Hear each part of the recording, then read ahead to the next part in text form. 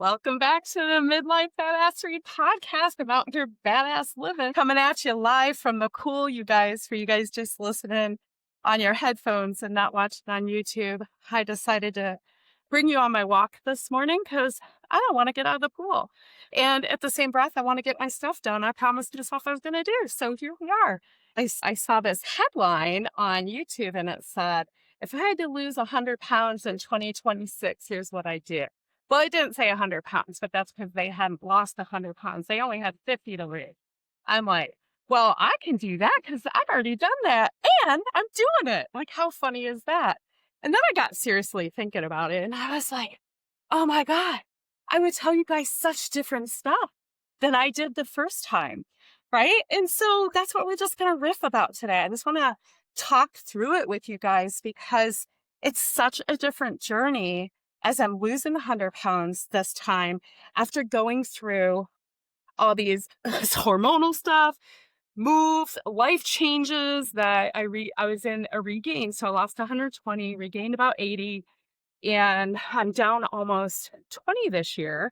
But I want to lose 100 because I didn't get back there before. I even went about it totally different this time, right? Because I didn't start with food because I already knew it's not about the food. That's how we started last time. I was really like, shit, I was going to go get weight loss surgery. I was just so just beyond myself with it, right? Like I had no idea. And this time the weight loss feels easy. It's like the rest of my life just felt like I couldn't like get it together. You know what I mean, you guys? Starting this time from like body regulation.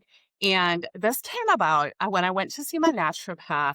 It's been a couple years now, but when I was doing all the work about really figuring out what was wrong inside of me, like I just knew like I was getting inflamed. My face was all broken out. And I knew something was wrong, but the doctors weren't giving me answers. I remember when she asked me, when she said, where do you feel safe? And I was literally like, nowhere. I just didn't have that safety. Everything was like a red fire alarm. Like the cortisol was just on rampage. And here I was in yoga teacher training. I was meditating. I was like setting my habits, making my plans, doing all my things to try to regulate myself. But I couldn't find this place of like safety within myself. And that that was just a real growth period. And then finding out I had toxic mold levels, and I still do, right? And then, so I'm going through this detox process, but that's a whole nother journey itself. But there was so much work in there. I did Dr. Mindy stuff, learning about hormones and learning about the hormonal hierarchy and how if you don't take care of that cortisol and the oxytocin first, there's no way you're getting to the insulin, to the fat burning. And I was like, that made so much friggin' sense to me because I would eat how I ate before and my body just hung on to it. And I know a lot of you midlife women can understand this, and hormones too. I got hormonal replacement therapy, which I think maybe the progesterone has a little to do with weight gain, but it also helps me sleep. So I'm like, whatever. And I'm down like almost 20 this year, you guys. So I haven't updated you on the scale at all, which is I'm telling you I'm on this weight loss journey and I'm sharing it with you live. And I haven't even talked about the scale, So I weighed in at Lexi's at like 292 and I weighed in live on YouTube this morning and that was 277. So my goal is 270 for the end of March, and that'll be the end of the quarter. And then I will hit my 20 pounds for the first quarter. And then over the summer, my goal is 30. So I'm going big or going home, baby, right? I gave myself this first quarter to get myself in gear, get my habits laid out, my meditation, my pool walk, all of this stuff that is doing the regulation that is helping me with that, feeling safe. I'm getting my oxytocin. I'm hanging out with people. I'm spending time with my daughter. Like those things are really important too. The community we built that is really helping me just engage with other people again this is just game changing stuff, guys. And it helps you, like all of those things you feel like they don't matter, but absolutely do. If we're running on red fire alarm alert all the time, we're not getting down to, we can't even get into fat load. So when we're looking at it from a goal of our healthiest, highest self, It's all related. When I first started, I think meditation was my answer for everything, and it's still a big part of my answer. Like, meditation friggin' moves the needle. Like, it really helps you regulate your system, but there's so many other things that do too, and I'm working on a lot of those right now. So that's the first thing I would say is that you got to figure out how to regulate yourself. And if you don't know, hey, come in the school community. I can't even tell you how many times the word regulated comes up and what our chatbots are doing for us. And then it's like creating that identity. And you know what I was doing, you guys? I've been counting down till I can go back to Arizona because of my health care is just there's just like nothing ever dies here, and I'm allergic to everything. Okay. And I'm trying to not talk about this a lot, but I want to give you a frame of why it's so important to me that I want to go back to Arizona. And so I was literally like, okay, 1,000 days I can be me, 400 days, getting on the hamster wheel again, like falling on the sword, like a victim. I'm like, I know better than this. This is what I coach about. It's so much harder to see yourself, you guys. And I think sometimes when you're in it, it just, you feel like, no, that can't possibly be it. You know, that can't be the solution.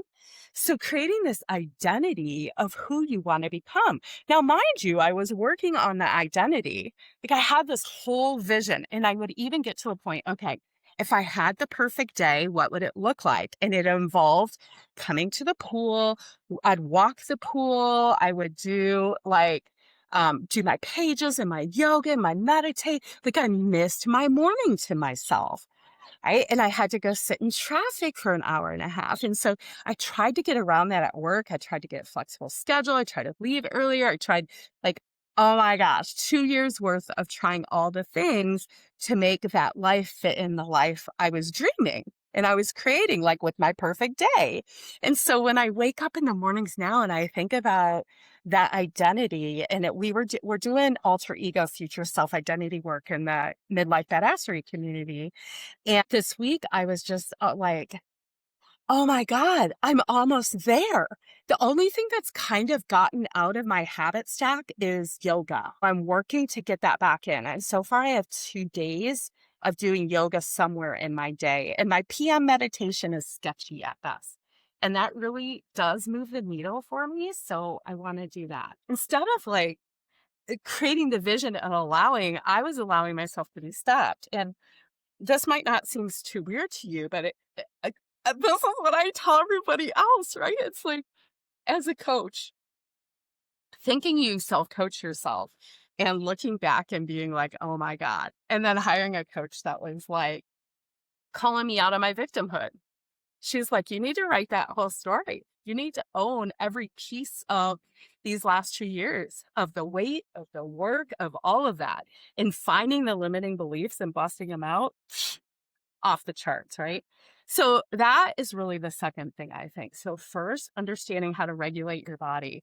And sometimes on a weight loss journey, we end up finding this toward the end, but especially when we're at middle age, I think it's impossible to sometimes see that weight loss, no, because of a hormonal hierarchy until you regulate your body. So why not start with the regulation?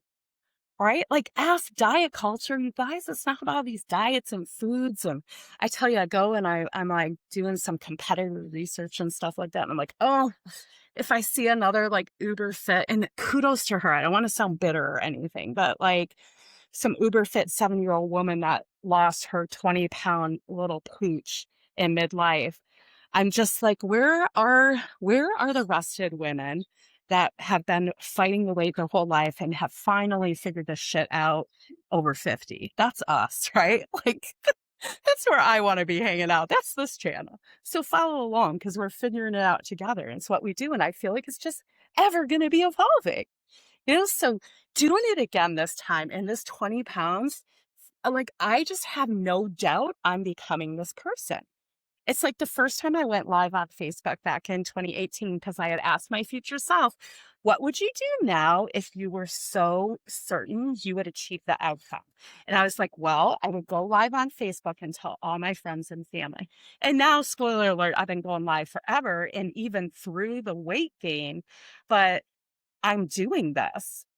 Like, I will do whatever it takes to get to this goal, and I'm taking you guys on the ride with me, and I'm going to do it through this regulated self. So that's the second part, is really deciding who I want to become, what I want it to look like. And this is the life I want it to look like. And I want to go be in rooms with other women dreaming and planning and plotting their big, badass lives. That, right? Yeah, we could talk about weight loss and food and fasting along the way and whatever biohacks we're finding out and hormones and stuff like that. But the big thing is the dream, is the vision, is that tickle of excitement of what is coming.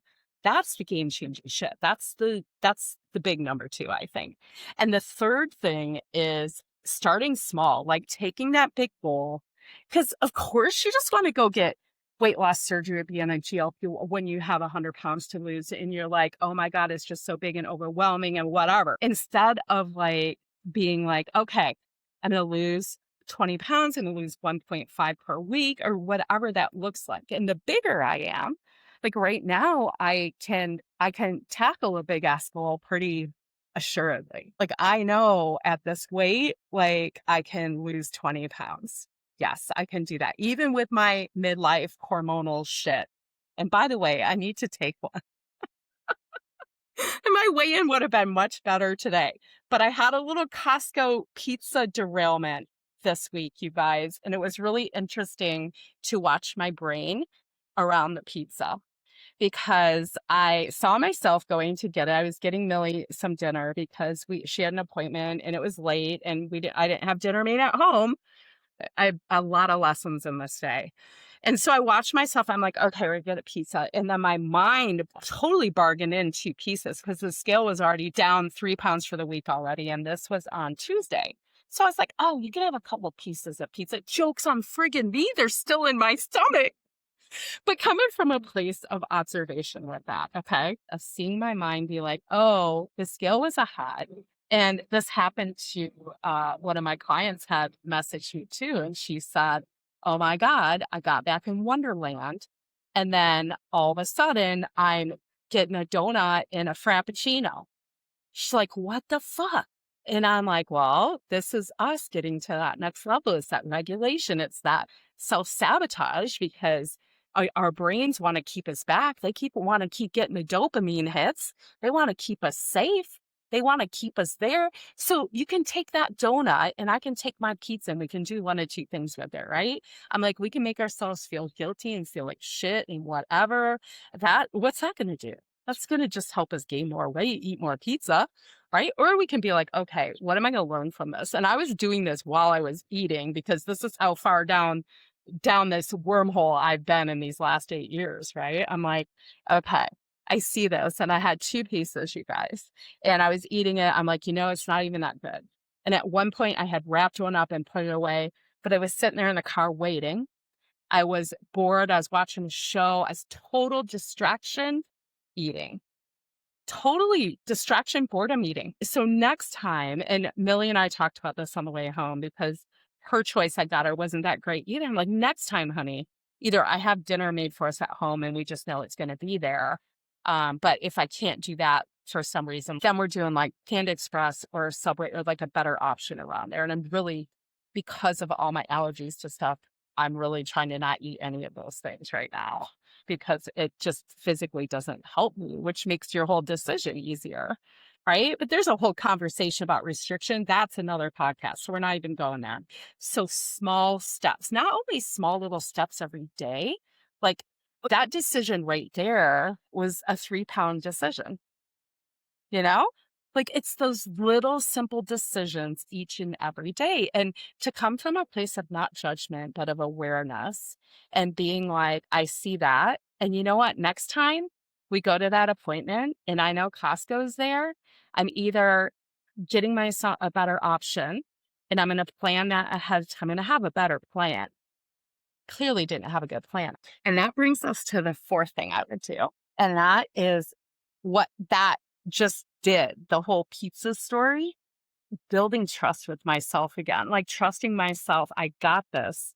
Next time I come up here, I'm going to make a different choice. And every time I show up for a choice that honors my plan, that honors my goal, that honors my future self and who she is, Every time I do that, I'm building credibility with myself. I'm rebuilding that trust that I know I'm going to show up for what I'm say I'm going to show up for. This works for business, works for health, so many things. Like showing up for this podcast here today. Oh my gosh, you guys, like talk about stepping away from perfect. I'm supposed to have like a ring light on me and being in a desk and I'm floating around a pool. This is this is how it's getting done. I'm sharing my story and I'm doing what I want to do. And the other part of them. Oh, it's so nice out here today, you guys. Okay, so third thing is the small baby steps, right? And the fourth thing is building that self-trust. The fifth thing I would do is similar to number two, I build the life I want and start living the life I want one little decision at a time. One little, I'm going to go float in the pool moment. One little, I'm going to get up and meet myself on my yoga mat in the morning. One little, I'm going to walk outside that door and get some sunshine that is a part of that future self I'm building, right? Like, how can I create the most badass version of herself? And if you don't take the time to think and dream and create her, then you're just letting life create you, you know?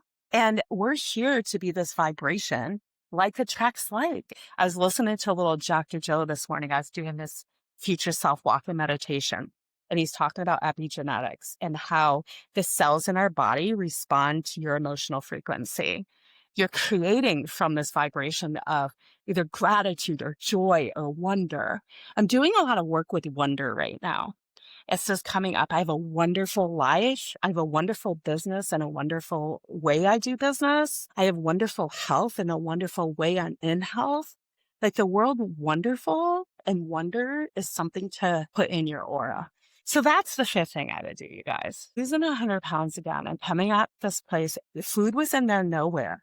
Build the most fantastical fucking amazing lives as you lose the weight, right? Like, because that's always going to be a part of it is the health, because health is our number one asset, right? And then I want to do shit like I want to go to Scotland and I want to there's all these fun things I want to do. And why? Oh, I had started to tell you you guys this earlier, and I squirreled, of course. So I want to wrap it up with this. When I was talking about counting down the days, I had totally put myself on a shelf. I was telling myself the story that, oh, when that happens, when I can get back to Arizona, when I can get back to when I'm not on this hamster wheel I put myself in on, when I can get back there, then I will have this life. Look at the life I would have been missing had I let myself keep saying that story. And now, mind you, it took like a year to get my head out of my ass, but I only got out of my ass because I keep getting up and doing the shit, you guys, right? Because I keep getting up. I've done a 90-day plan every quarter. I've done the dreaming. I've done the visioning. Then I kept adjusting and I was like, how can I be more of her right now? And just in case you're wondering, this is my new mountain. Remember how the mountain saved my life? Oh, we got an airplane. Can you guys hear it? So can you guys imagine? Right? Like I wouldn't be floating around in the pool on a Friday morning recording a podcast. I would be sitting behind a desk doing a job I'm really good at that didn't take a lot of effort from me and I got paid really well. But I wouldn't be doing this. I wouldn't be having a wonderful business with wonderful pay and a wonderful friggin' life. But before you think I'm a unicorn, I want to share a couple of people with you coming up because, like, Lola had reached out to me and she was headed to the Bahamas this week. And she reached out and she said, oh my God, thank you so much. Bahama Lola's on the roll. We worked together for a whole year. And during this time, she created this whole new identity for herself. And because she decided she wanted to be this Bahama Lola that just could go to the pool in her two-piece and not be self-conscious, no matter her weight. She's skinny now, by the way, but like no matter her weight, she wanted to go in. She was confident in that two-piece before she had the body that was confident in that two-piece. She's like, I'm Bahama Lola.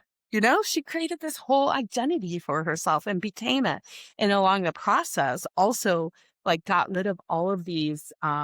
She was very much in the whole, I've got to do everything for everybody. And taking that weight and that burden on herself and finally setting up boundaries. Like, this is the identity work, you guys. This is the stuff that you decide. Who do you want to become? How to get there? What are the things that are getting in your way? I invite you again, you guys, if you're not yet in the school community, jump in because we are creating our future selves and our alter egos. Those are the things I would do if I'm losing 100 pounds again. All right, you guys, that's what I got for this week. I'm going to go back to, I've already walked the pool for 2 hours. And I did some yoga. So I did some upper body work. I did some push-ups and stuff like that because we had a challenge going in the group. I did like 5 push-ups. All right. Love you guys. I will see you next week. Slayer out.